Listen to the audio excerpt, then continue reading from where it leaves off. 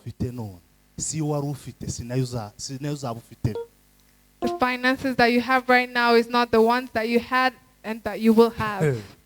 Ntangiye kubika amafaranga hangaha nahangaha ubundi nagaza ndufata kareba ahantu hano akaba ariho ndushira karwiyegereza cyane kugira ngo hataza kugira ikintu tuma amvaho.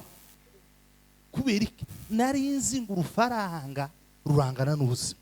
I started keeping money in the pocket. pocket. Umukobwa ubaha Imana uje wirinda kumuvogera. Niba ari umusore akaba yubaha Imana yacu we kumusuzugura ngo nutari umukene.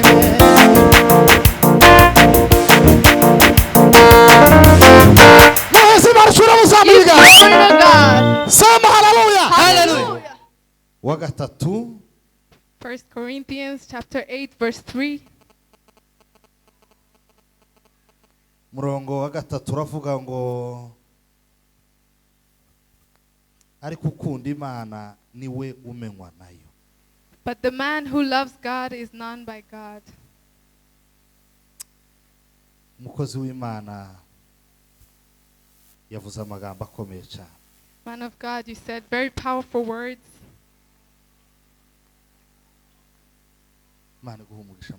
May God bless you, man of God. I was missing you so much. Nari ngukumbuye cyane. Yeah. Imigani 10 murongo w'umunani igice cy'umunani murongo wa 17. Proverbs chapter 8 verse 17. Migani 8 murongo wa 17 haravuga ngo nkunda bankunda kandi abashakana umwete bazambona. The word says, I love those who love me, and those who seek me will find me. Twagize ibihe byiza mu rugendo. We had a wonderful time in the trip. Kandi twahageze amahoro twasanze badutegereje nubwo amasaha twagombaga kuhagerera atari yo twahagereye ariko twagize urugendo rwiza Imana yaratwe. We arrived safely. We had a beautiful journey even if we did not arrive on time, but God was with us. Ndashimira umukozi w'Imana Nicola ndetse tware baherekeje umushumba kaza kuntora. I thank the man of God Nicholas and Mutware for coming with the pastor to come pick me. Ndashimira umukozi w'Imana Ve igihe cyose akiri hano umutima urambuye ngo sinzaja kuri hoteli keretse na umutima n'uhinduka ukagira ibindi byumba byinshi adafite ariko izeye Imana ikomeza kumugirira neza. Umukozi w'Imana ndagushimiye cyane.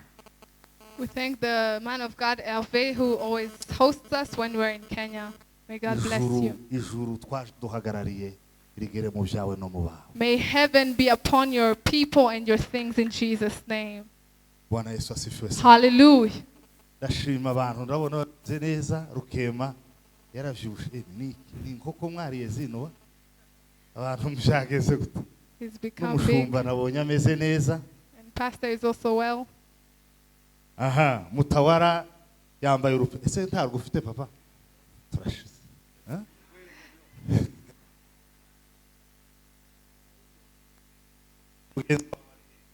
Where's your Tawaje taraza kumuramuta kabisa. Greetings to her. Iminsi irashize ariko mbaye mbona ibiro bitaragira nagenda akagusiga umeze gutyo azosanga ugeze. Ariko nibwo busirimu ibiro bizasha umutwe. Imana iguha umugisha. God bless you. Guhura na Mutware tugahurira hano. Imana iguha umugisha. I'm very happy to meet Mutware. Fide, Imana iguha umugisha papa. God bless you, Fidel. Haguruka ngo ikaze mukozi w'Imana. Stand up as they welcome you. Bwana Yesu asifiwe sana. Praise the Lord. Janiki. Baragukamuye amaraso birarangira. Babaye umudinzi neza mu maso waregeshe ibintu byabaye sinzi byareje.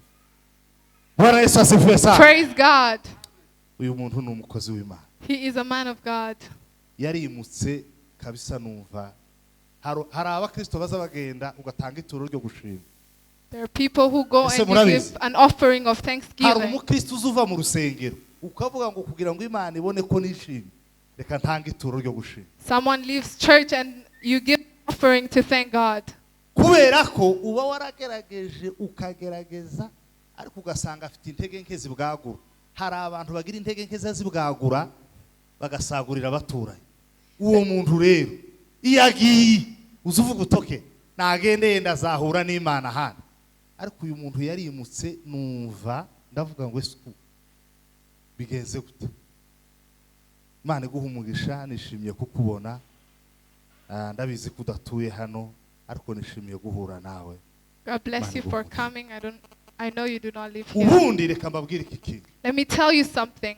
Iyo umukristo yakuyobotse neza, When a Christian or a disciple follows you well, aza kuyobora. they lead you.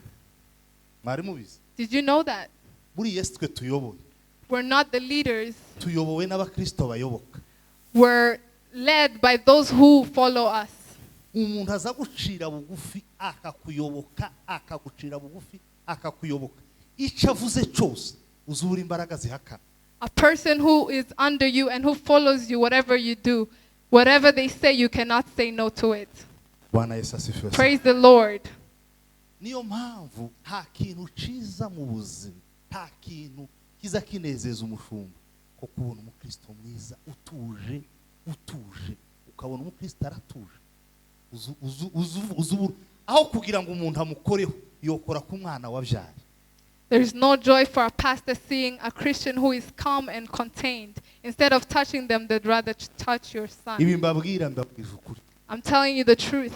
Nabonye abana narahwereye narasenze kaza mvuga ngo none nta kindi kintu kavuga nturetse Imana ariko mbabwiza ukuri umukristo mwiza ukuyoboka ukubaha ukorera Imana munsi y'amavuta yawe neza agira ubundi bubasha burenze iyo hari ikintu kimubabaje uzuvuga ngo ese kuki atari nje cababaje cyangwa ngo kibe ku mwana wanje byibuse.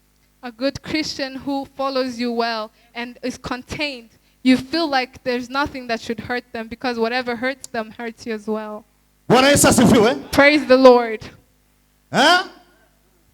Uyu nguyu namuga anyagakobwa uriye abantu basize bashege ariko bariyaga kuko nari nzi nabaje kugira hano ntaho irumuri arishize ariko uyu sha niki kabadenzi n'ubundi kwimuka ntaco bibatwara wakwimutse nanone.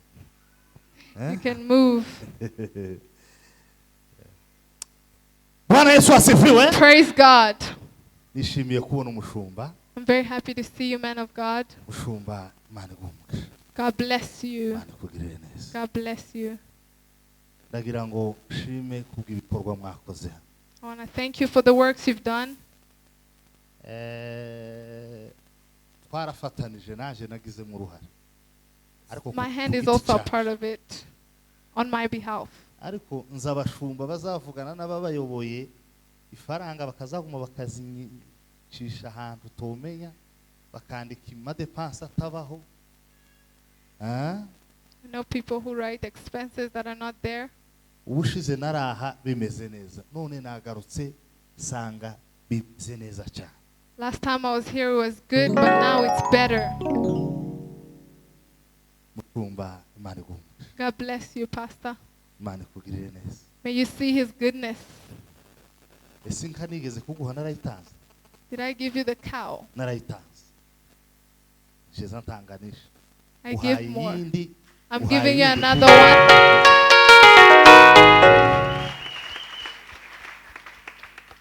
Ibi ni ibintu ntabwo ibintu iyo umuntu afite amavuta ya mukaro tiyokoresha ibintu nk'ibi. When you have the Hari abantu anointing, bagira utuvuta bene utungutu twintuze the anointing of black tea. nta mavuta mwari muzi y'amagaja bagaza bacanisha amakoroboyi. Ibi ntibyokorwa n'amavuta bene aya ngaya y'intuze. This anointing cannot perform these things. Bakristo mwakoze umurimo w'Imana mugashigikira umushumba. You did God's work. Imana ibahumure. May God bless you. mumbeho mukabana, muri rya vumbi mukabana, mu buzima bwose mukabana, muri bya bihe mukabana, n'abandi baje nyuma mukaza mukabana, bakozi b'Imana. Ijuru duhagarariye je n'umushumba ribagushiriza. May God send rain of blessing in Jesus' name. Hallelujah. Ntibiba byoroshe. It's not easy gukorana n'umuntu wakuriyeho utakuriye, ufite imyumvire ye, ukamuyoboka akavuga ukumvira, akavuga ati dukora iki ngiki mukumvira, mugatanga ubushobozi bwanyu. Hano muri Kenya ku gasi amafaranga yo gukora mu munyota, amafaranga yo gukura mu munyota ukora intoki yazisha ukabona amafaranga, ya mafaranga wakwinyota bakakubwira ngo yatangeho, ukabona ubushobozi buyatanga ngo bikore ibi bintu. Abagabo n'abagore b'abakaluvari hano mu iki, Imana ya Ibrahimu na Isaka na Yakobo. May the God of Abraham, Isaac and Jacob be with you. Bwana Yesu asifiwe. Praise God. Imbere yawe n'ibyishimo bisa, abagusenga naco bazabura mana nabunama.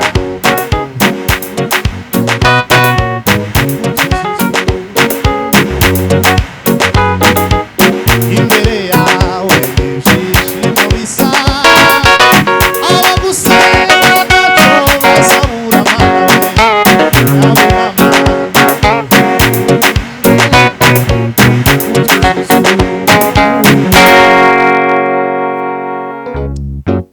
Mushumba. Pastor. Ndavuguriye uri inyuma. Umwuka arambuye ngo abagutanze hano bamwe uzobatanga. The Spirit is telling me those who came go before them. Agashigo wataramiye muga kagomba gutuma Imana ikwanura. Gira uwo mwegeranye ngo Imana ikwanure. May God expand you in Jesus' name. Hallelujah. Ashaka tuganira amagambo avuga ngo ese ko habaye impinduka nyinshi, uzawumva muri wewe harabayeho guhinduka. There are many changes. Do you feel that in your life there's also changes in yourself? Habaye impinduka nyinshi. There are many changes.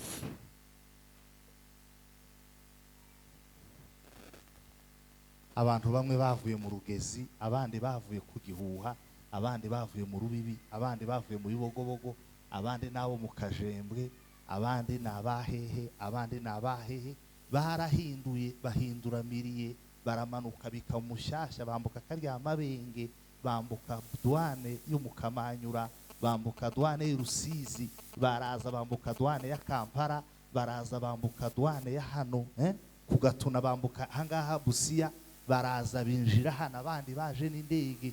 Habaye impinduka, ibintu byarahindutse, ibiryo abantu bagaza barya sivyo bakirya, imyambaro bagaza bambara, kwiregi yari yo kwambara n'iyinga ku meza n'ahandi hantu ntabwo kwiriyagaza.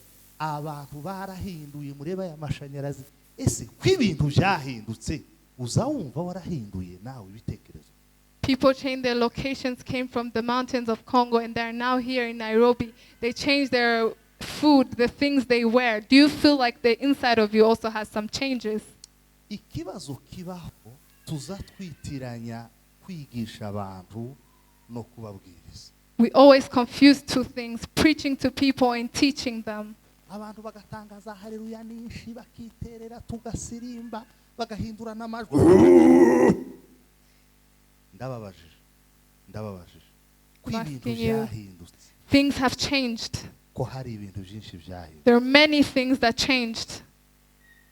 Uzawumva warahinduye uburyo ubaho. Do you feel like you've changed your lifestyle?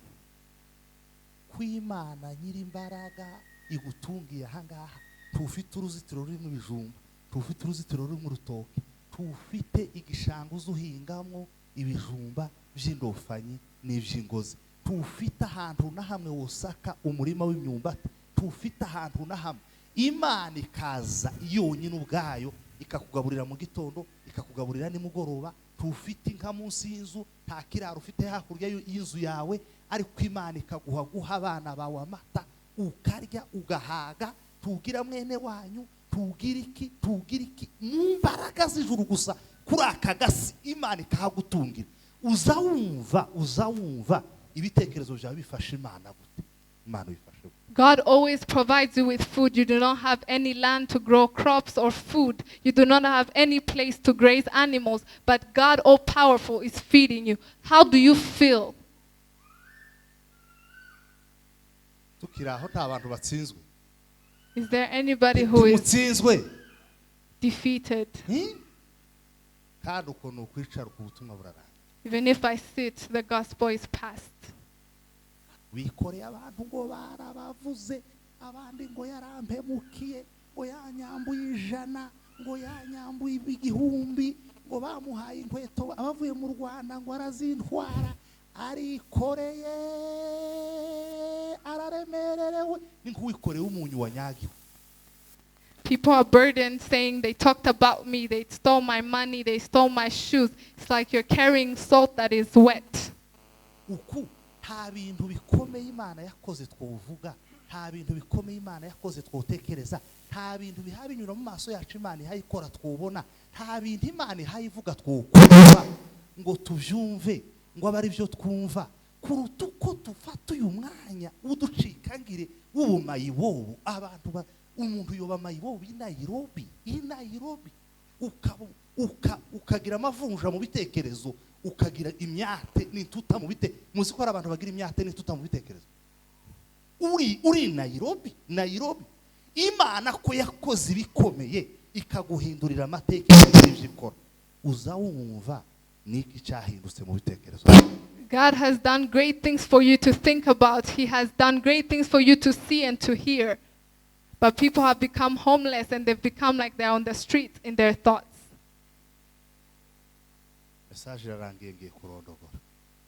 The message is past. I'm about to talk more words. There's 2 powerful things that a man has no control over. Time and change.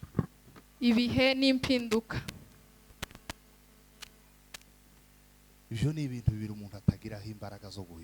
Those are 2 things the man does not have control over.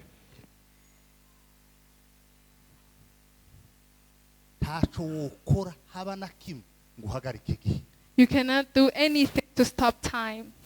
Ukundi mubona ko ubunyine ari kuri isaha yanje kuko ikiri mu Rwanda ni 11, no ni saa 11 zibura minota ka 27. Ukundi mubona saa 10 zashize, izi saa 10 zashize ntizizongera kubaho, ukuzatambutse burundu abazabaho ntibazigera bayibona. Naje ubwanje iyi saa 10 yatambutse sizongera kuyibona ukundi. Nta kintu wokora ngo uhagarike igihe, kandi igihe nico kintu kitaza kigutegereza ngo urwaye ngo hahandi warugejeje imyaka yawe ngo gihagarare hahandi nurangiza nukira bazobone kubara ngo warwaye ufite imyaka 20 ngo none rero ngo baraguma kuriya. Igihe nikiza kigutegereza, ntaco wokora ngo gihagarike, ntaco wokora haba na kimwe, ntaco wokora ngo gihagarike. Time does not wait for anyone. You cannot do anything for it to stop. If you're sick, it cannot wait for you and say, let us start counting your years when you become better. It does not wait for anyone. Second point. Changes. You cannot do anything to stop changes.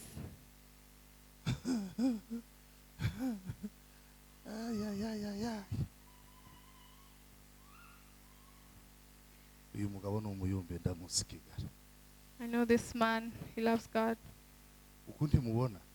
Do you see him? He did not do anything to grow his beard. There were changes and came. One day, there's going to be a change. The beard will turn white. haba nubwo yosigamo kanta, haba nubwo yogenda akaza yishiriza, haba nubwo yogira guta impinduka wokora, nta kintu na kimwe wokora impinduka zireke kuba. Even if he dyes his beard black, he cannot stop change from happening. Bamwe baragagaye ngo baraguma kuri taye, abandi imvi zamara kuza agashiramo kanta, abandi bakagira gute ngo baragerageza kugenda gororotse, bikanga ubusaza bukamugondamisha, akavuga ngo reka gerageze ngo agira ate, nta kintu na kimwe wokora. There's nothing that you can do for change not to happen. If you're hearing me or listening, put your hand up. Say hallelujah. I thank God that your wife is healed, man of God. Praise God. Praise God. Hallelujah.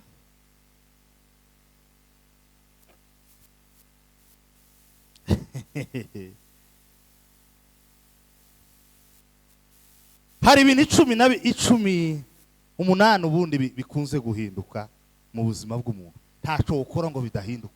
There are 8 things that love to change in your life and you cannot do anything for it not to change. Muze Imana irambuye ngo witegura impinduka. God is expect change. Nukuri irambuye ngo nguhumurize ukane kubwire ngo witegura impinduka nziza. Saying expect good change and take heart. Natuye gukora kw'imbaraga z'Imana ku buzima bwawe. I proclaim the power of God in the muteturure Mana mutera iteka. Help him, O God, in the name of Jesus. Mwovuga ngo hallelujah. Hallelujah.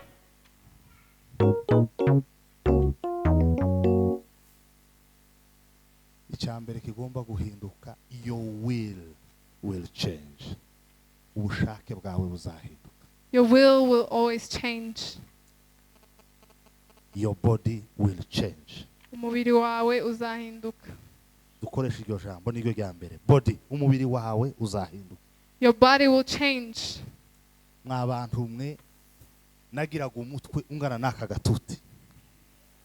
I had a very big head. Muzi impamvu? Do you know why? Nuko handi hose hari hato. Because the other body side was very small. Ahandi hose hari hato kandi sinigeze ndyama ngo mbone umuntu yambaze yashizeho inyama. Bwagaza buca gusa nambara umwenda nkabona ubaye muto. Bwaca nongera kwambara undi nahinduye nkabona ubaye muto. Umubiri wanje urahinduka. Cyokoze ndashima Imana kuko nari imeze. Hari igihe abantu bagaza bansuzuguza ijisho kubera uko nari imeze. I never slept and someone brought meat and put in my body, but I used to wear my clothes and see they've become smaller. And I thank God for the changes. Nigeze kuja mu rugo rumwe, umugore umwe w'umusirimu i Kigali bamwibye amafaranga 8,000 by'amayero muri 2 ngira ngo hari 2004. In 2004, I once went to a lady who was stolen 8,000 euros and she was a civilized lady. Mvuye muri interna nari ifite amasogesi twagaza dufura amasogesi kwa yagaza yandu ukayanika gusa warangiza ugasuka yambara. I was from boarding and we never used to wash our socks. Yagaza biragwi. Mfite nari ifite amasogesi wogira ngo none ni kirato cyabutse yasamye hejuru gutya. You would think it's a boot. Ishata hanga yari yaracitse ugira ngo ninka zayiri hano My kwijosi. shirt on the collar had been Very very old. Alex muramuzi wo muri Alarm. You know Alexi from Alarm? Abwira umudamu aramubwira ngo umuntu nkuzani Imana nitavuga amafaranga yawe ari uhebe. The man that I'm sending to you, if God does not say where your money is at, just leave it. No. Teogere yaravuze ngo naragenda ukagira ngo ndavayo.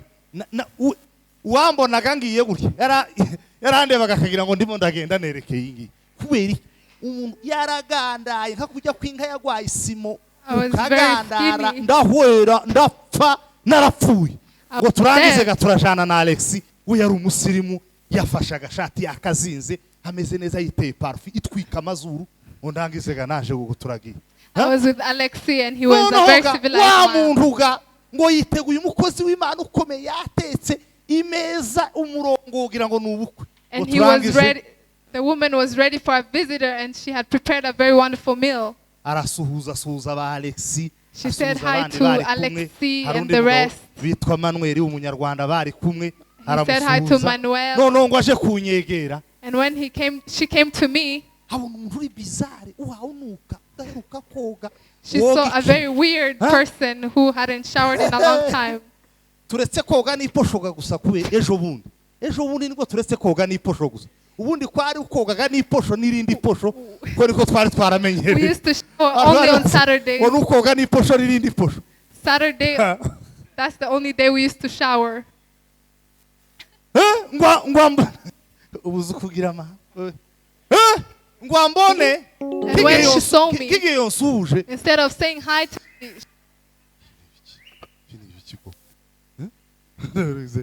barangize noneho abaza Alex ngo se wa mukozi w'Imana ari he. And she asked Alexis, where is the man of God? Alex aramubwira ngo nguyu. Alexis said, here he is. Ngwe. Oh. Niko kuvuga ati ukuyu. It's like saying, this guy, this person. Imana yampinduriye ibihe nawe ibiguhindurire. God changed times for me. May He change times for you in the name of Jesus.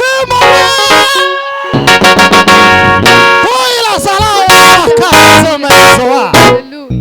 Jiwisme de garfani zamboni yango. Akize de vertoroma ilabago. Bwana Yesu asifiwe sana. Praise God.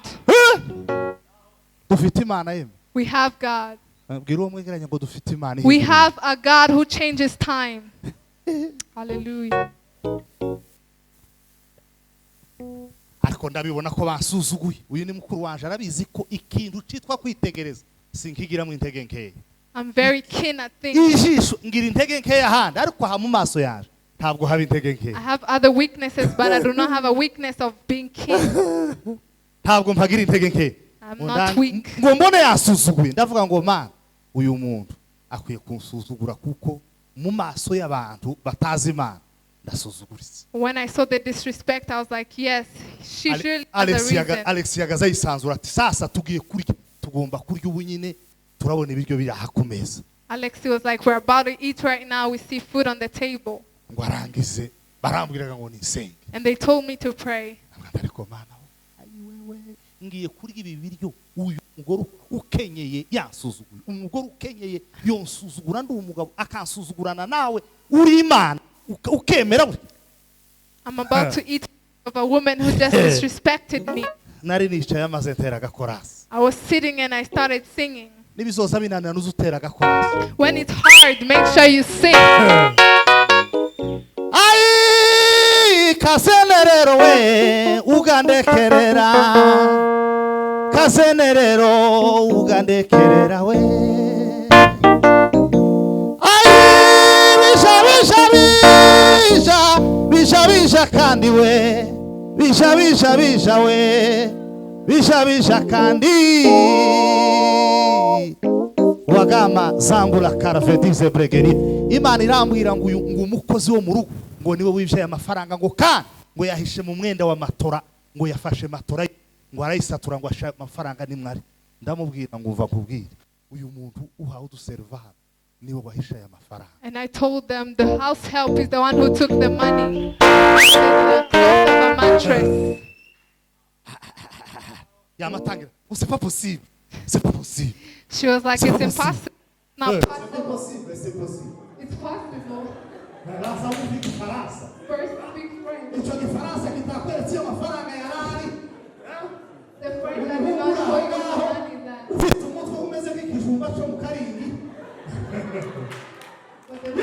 Muheze barashobora kuzamura.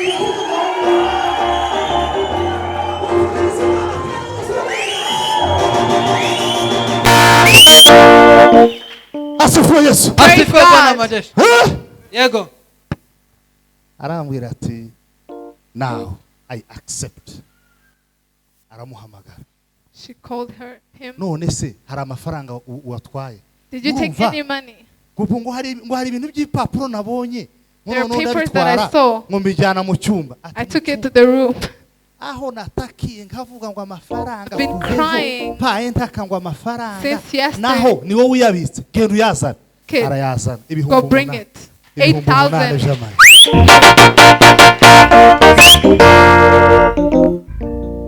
Apezamwe amayero magana. She gave me 300 euros. Amayero, era amayero. It was euros. Era amayero. Ndayajana ngo ndangize nyashira mu gikapu. Ngo ryame nijoro ndota bayivye. I put it in a bag. And in that night I slept and dreamt when they had stolen it. Iryo joro naraye hagati navyutse nkakurya nkaho mayima iteye. Ndiruka ndasaka biza gutya. I woke up in the morning. Nyashogeka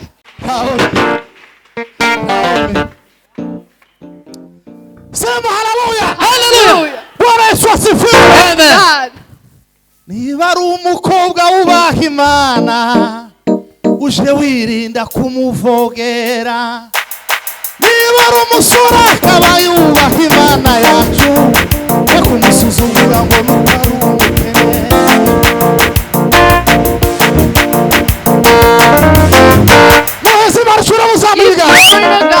Sema hallelujah. Hallelujah. Praise God. Umubiri uzuhinduka nuwo wawe uzohinduka. Your body changes, your body too will change. You cannot do anything to stay the same. Hari abantu bari bafite amenyo meza yarameze neza ubu ngubu wogira ngo nagasuka bene akangaka katipuye imyaka myinshi cyane. There are people who had very beautiful, they look like a, so Bwana Yesu asifiwe sana. Praise the Lord. Imibanire yawe n'abantu izohinduka. Your relationship with people will abo twabanaga badusuzuguye kubera ubukene bwo kwa data n'amafaranga yarakiri makeya ubu sibo tubanye kandi uko twari tubanye siko tubanye. People who used to disrespect us because we were poor, we're no longer with them. Iyo abantu bazi ko bashobora kugusaba mugira uko mubana. Iyo bazi ko badashobora kugusaba gira uko mubana. When you live with people who know they can ask from you, there's a way you live together, and if they do not know that, there's a way they live together. Azurira rutemikirera karengukiri. Kagame goes abroad. Timugire ngo muzosaba mubona hangaha makwandi bisho. You will not see him around. Azagerira abantu. He will go there and live with other people. Namwe hatsa abandi mubana. And other people will come to live with you. Imibanire zihinduka. The relationships change. Inshuti zirahinduka. Friends also change. Cyo ni cya gatatu. That's the third point. Inshuti zirahinduka. Friends change. Bwana Yesu asifiwe sana. Hallelujah. Sema hallelujah. Hallelujah. Uriya rugabo agira muri umuna w'umukurikira twarakundanye kabisa turakundana. That man has a brother who was a very friend of mine. Ariko hagiye gushira imyaka 20 umwaka utaha hazuzura imyaka 20 tutakibana yagize izindi nshuti nagize izindi. Next year it's going to mark 20 years when we do not live together. They have other friends and I have other friends. Single status mbese uko umuntu abaho kurahinduka. Nimba ari celibateri biza birangira utari celibateri.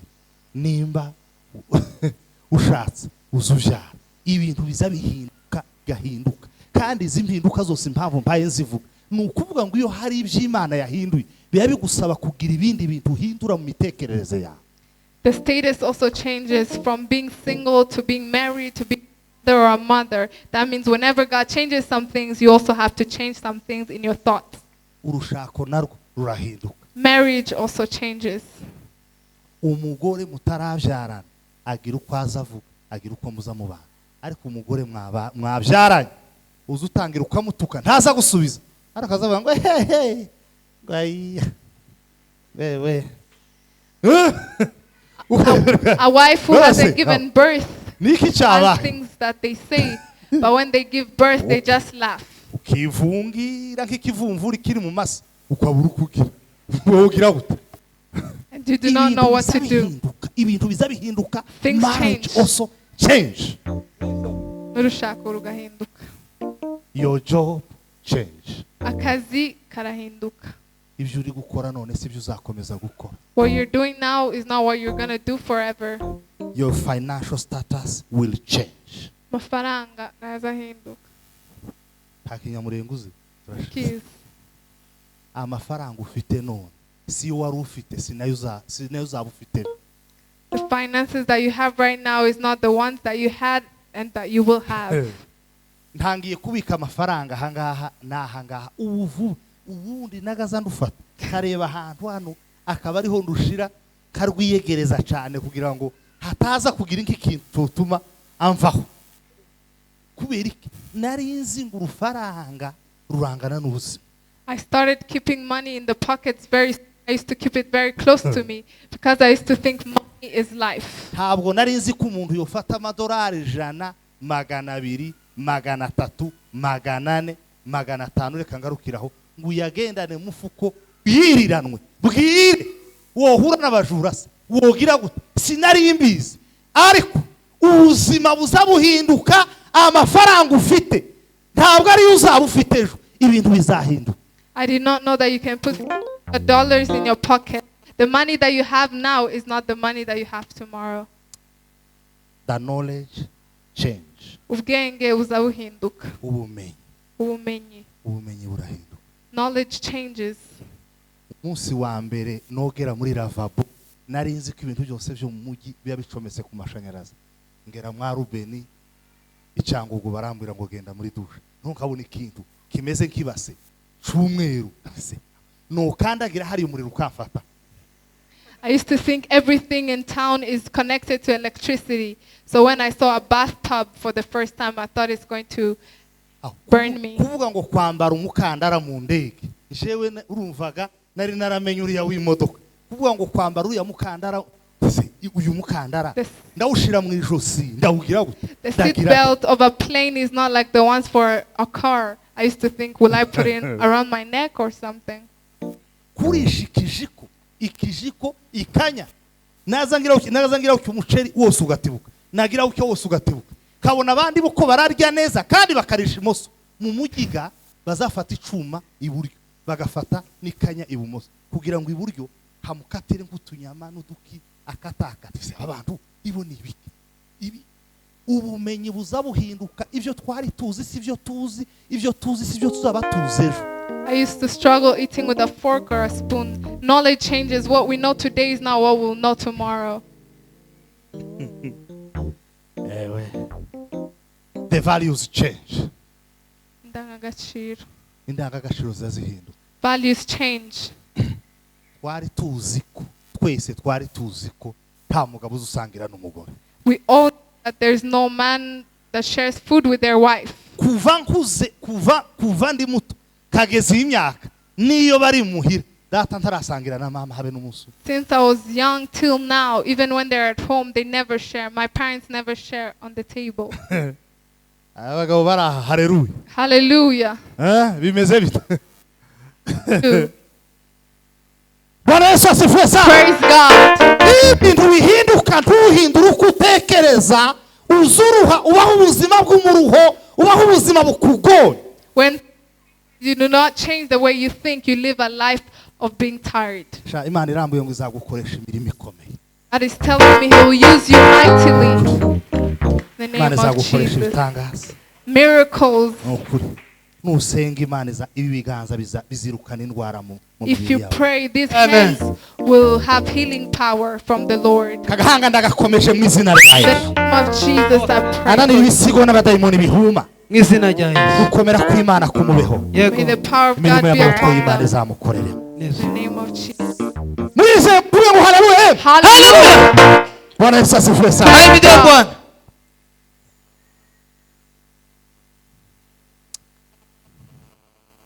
Priorities zirahinduka. Priorities change. Priorities zazihinduka. Priorities change.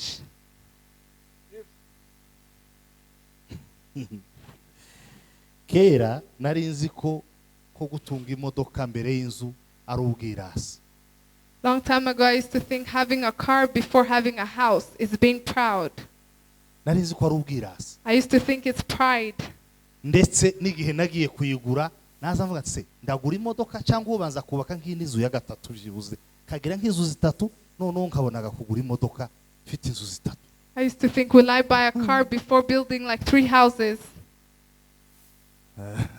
Priorite zihinduka zigahinduka kandi urwego utarageramo abarurimo uzubona ko bagira ubwenge bukeye ariko iyo ibihe bigeze priorite zihinduka. When the time is right, priorities always changes. Bwana Yesu asifiwe sana. Praise God. Icya 12 abana bazabahinduka. The 12th point, children change. Umuntu ari mu kuzimura bakaguma bakazimura ngo abana ngo umuntu ni gute yovyara ngo abana ngo ntibakimusura ngo ntibakigeri wiwe byararangiye nzamara amezi 3 ntavugana na data amezi 3 agashira imyaka 5-6 igashira tutarahura gutya amaso kuyandi kandi yatujaye akuze akazavuga ngo azobona abana ngo bamuzungurutse hey ko ndahiga ntambwa niruka mu isi ngira ibyo mbonera abana banje nge umusaza wegamye angirira ati nifa kubona ibyarya narya ryame atuze. Abana bazabahinduka ukuri mu kubona ukavuga ngo waravyaye ukamugenda mu bandi ngo navyaye abana b'abahungu 5 uzogagarira mu nzu gutyo umunsi umwe ubure numwe. Abana bazabahinduka Imana yonyine ni idahinduka. Children also change. You can spend 3 months without seeing them or even talking to them. God is the one who never changes. Bwana Yesu asifiwe sana. Lord, nimuvuge ngo haleluya. Hallelujah. Zimpamvu mpaye mvuga ya magambo. The reason why I'm saying these words, mureke mbabazi. Let me ask you a question. Ko muri Nairobi muri mukumva Nairobi barimo cyangwa umuntu aracafite twadukuru ko kugera mu nzu z'abandi ukazubara amasahani ngo afite amabakuru 5 ngo narayabonye neza ngo n'umugabo afite inkweto 4 ngo ngurumva ngo n'umugore ngo afite za superi 2 ngo imwe yari yanitse ngo yindi ngo nayibonye ayisenganye kurindi yinga ryo hirya yeme Nairobi hano Nairobi. Is Nairobi inside of you? Are you busy taking stories about other people's households? Bwana Yesu asifiwe. Praise the Lord. Bwana asifiwe. Hallelujah.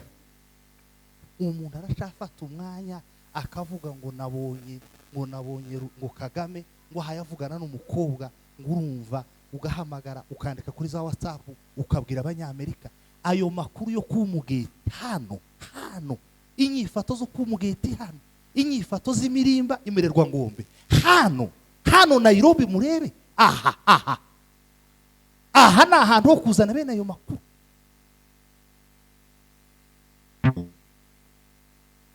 Saying that you saw Kagame talking to a girl and you're spreading the news all over the internet and you're bringing the spirit or attitude of the mountains here in Nairobi. Hello.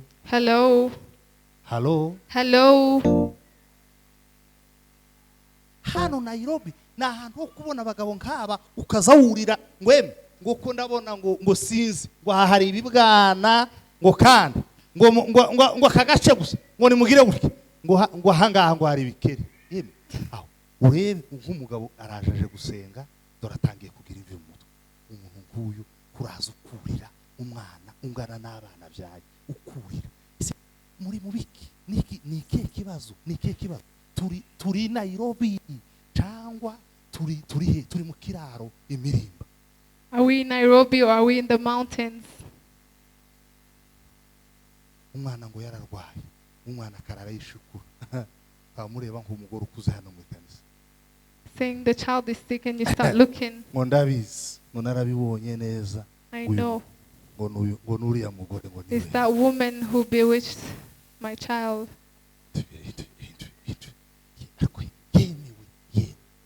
People. Calvary members who are here. Our friends who also came to visit us. mugomba guhindura uburyo mubona ibintu mugahindura uburyo mutekereza. There are things that God has changed. That's why you should change the way you see things and the way you think. Hari ibintu byinshi Imana yakoze mu buzima bwacu byagombye kuba hari ico byakoze muri twebwe tukaba tumeze ukundi kuntu gutandukanye nuko tumeze muri. There are many things that God has changed in our lives and we should live a different life. Hari ibintu Imana yakoze byinshi byagombye kuba byaratumye duhindura n'imvugo tuvuga tugahindura amagambo. Ni gute umuntu yoba kivuga ngo ese ngo Imana ibaho igutungiye muri uyu mujyi wa Nairobi ukabona amafaranga yo kwishura inzu ukarya ukambara abana bakiga uracyatekereza ngo ese ngo Imana ibahehe ngo izikora iki? Imana hano Nairobi uhabaye umeze ukumeze ukaba ukibaza ngo isi Imana ngo bimeze gute? God has done great and many things that you should not ask yourself, does God exist? Because He's taking your children to school, He's providing you with food, and you should not ask yourself if He exists. Before prayer time, keneye kubona abantu batsinzwe wumva yatsinzwe n'ijambo nahaguruke tumusabire imbaraga z'Imana. if you feel defeated by this word, you can stand up and let us ask God's power to be upon you.